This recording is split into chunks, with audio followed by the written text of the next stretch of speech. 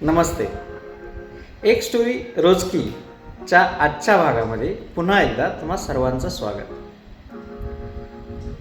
पझल्सच्या नवनवीन कोड्यांच्या या सिरीजमध्ये पुन्हा एकदा एक नवीन सिच्युएशन मी तुम्हाला देत आहे आणि त्या सिच्युएशनमध्ये त्या व्यक्तीने काय करायला हवे किंवा काय करायला नको याबद्दलचा एक प्रश्न तुम्हाला मी विचारणार आहे. तुम्ही कमेंट्समध्ये त्याच्याबद्दलची उत्तरं द्यायची आहेत.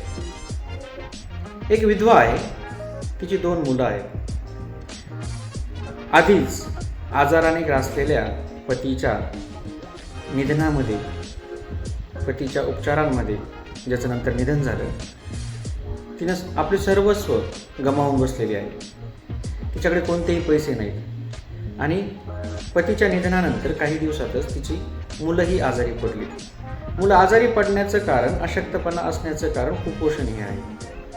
त्यांच्याकडे जेवणासाठीही पैसे नाहीत आणि मग अशा वेळी मुलं जेवणासाठी आईकडे आग्रह करत आहेत.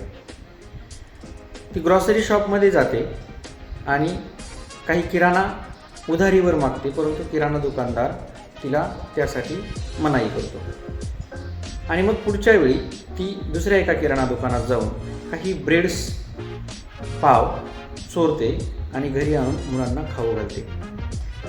आता या विधवेनं जे काही केलं ते योग्य की अयोग्य यावरती तुम्हाला कमेंट करायचे आहे, किंवा तिनं काय करायला हवं होतं यावरती तुम्हाला कमेंट करायचे आहे.